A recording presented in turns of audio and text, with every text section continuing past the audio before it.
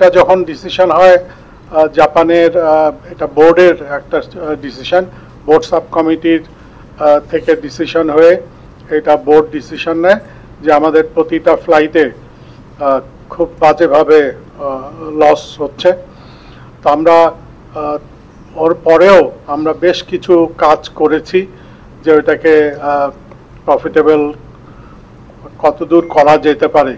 তো তার মধ্যে একটা হয়তো চিন্তা করেছিলাম যে ব্যাংকক দিয়ে ফ্লাইটটা নিলে কেমন হয়, আরেকটা চিন্তা করা ছিল যে আমাদের অনওয়ার্ড ওয়েস্ট কোস্টের সাথে কোনো কানেকশনে এসপিএ করে করা যায় কিনা।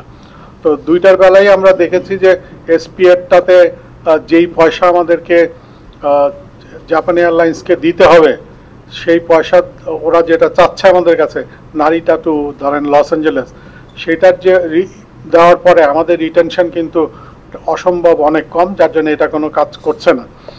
আর ঢাকা থেকে ব্যাংকক দিয়ে যাওয়ার ব্যাপারে আমরা চেষ্টা করেছিলাম, কিন্তু জানেন যে ব্যাংকক থেকে কিন্তু অসম্ভব লো ইল্ড সেক্টর ব্যাংকক টোকিও, এবং ব্যাংকক টোকিও প্রচুর ফ্লাইট অপারেট করে এবং লো কস্ট ক্যারিয়ার।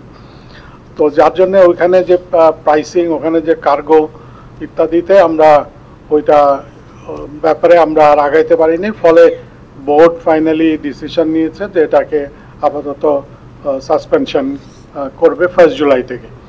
তো এইটা এখনো সেই ভ্যালিড, সেটা এখনো আছে, আমরা 1 জুলাই থেকে সাসপেনশনেই রাখবো।